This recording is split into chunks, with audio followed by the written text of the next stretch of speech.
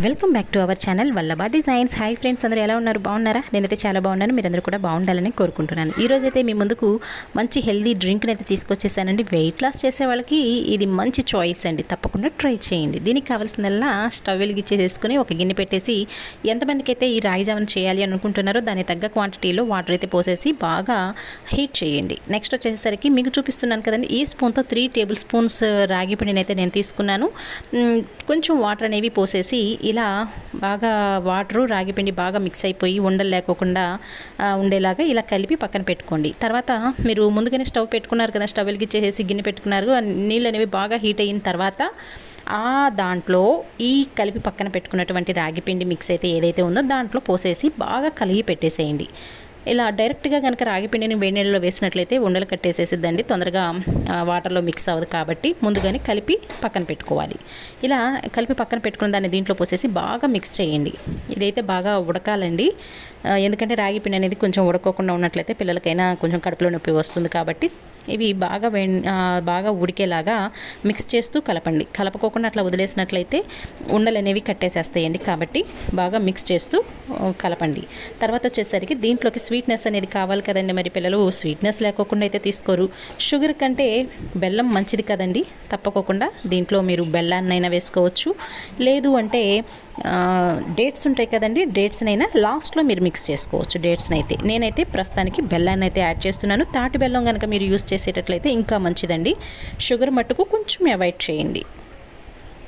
చూస్తున్నారు కదా, బెల్లం కూడా చక్కగా ఈ వేడికి తొందరగానే మెల్ట్ అయిపోద్ది. మీరు సిరప్గా రెడీ చేసి పక్కన పెట్టుకున్నాము బెల్లంగా అనుకున్నట్లయితే బెల్లాన్ని ప్లేస్లో బెల్లం సిరప్నైనా కూడా హ్యాపీగా వేసేసుకోవచ్చు.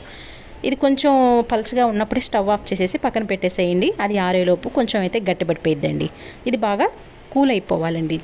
చల్లగా అయిపోయిన తర్వాతే మనం నెక్స్ట్ ప్రాసెస్ అనేది స్టార్ట్ చేసుకోవచ్చు. ఇది చల్లారేలోపు 2 యాపిల్స్ అయితే నేను తీసుకున్నానండి. నేను పీల్తోనే వేసేస్తున్నాను. మీకు పీల్తో తాగడం ఇష్టం లేదు అనుకున్నట్లయితే పీల్ ఆఫ్ చేసేసుకోండి. చిన్న చిన్న ముక్కలుగా అయితే నేను కట్ చేసేసి మిక్సీ పెట్టేసేస్తున్నానండి. మిక్సీ వేసేటప్పుడు నేను పాలు అనేవి యాడ్ చేసేసానండి. నేను ఆ క్లిప్ అనేది మిస్ చేసుకున్నాను కాబట్టి మీకు ఆ క్లిప్ అనేది చూపించలేకపోతున్నానండి. ఇలా యాపిల్ ముక్కలు మిక్సీ జార్లో వేసేసి కావలసినన్ని పాలు అయితే పోసేసి ఇట్లా ఒక్కసారి మిక్సీ పడితే ఈ యాపిల్ అనేవి బాగా క్రష్ అయిపోతాయండి, పేస్ట్ లాగా అయిపోయింది. తర్వాత దీంట్లో ముందుగా మనం కాచి చల్లారి పెట్టుకున్నటువంటి ఆ రాగి జావా అనేది ఉంది కదండి, ఇలా మిక్సీలో వేసేసి ఒక్కసారి కనుక మిక్సీ పట్టేసేసి అవసరం అనుకుంటే ఇంకొంచెం పాలు అయితే పోసేసేసుకోండి.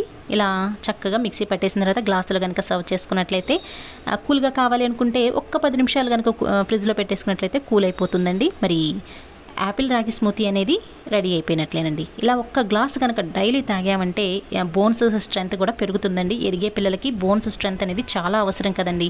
మరి ఇప్పుడు ఉన్నటువంటి బిజీ లైఫ్లో తీసుకునే ఆహారం అంతా కూడా అన్హెల్దీనే అయిపోయింది కదా. అలాంటప్పుడు ఇలా డైలీ కనుక ఒక గ్లాస్ కనుక పిల్లలకైనా లేదంటే జాబ్ హోల్డర్స్ అయినా ఆడవాళ్ళకైతే మరీ మంచిది కదండి.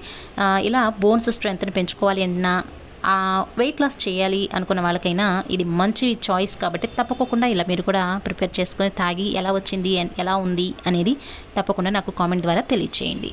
మరి మీరు కూడా ఇలా చేస్తారు కదా ఫ్రెండ్స్. ఈరోజు వీడియో కనుక మీకు నచ్చినట్లయితే తప్పకుండా లైక్ చేసి షేర్ చేసి మన ఛానల్ని సబ్స్క్రైబ్ చేసుకోండి. రేపు మరొక చక్కటి వీడియోని మీ ముందుకు తీసుకొస్తానండి. అంతవరకు సెలవు. Thank you for watching.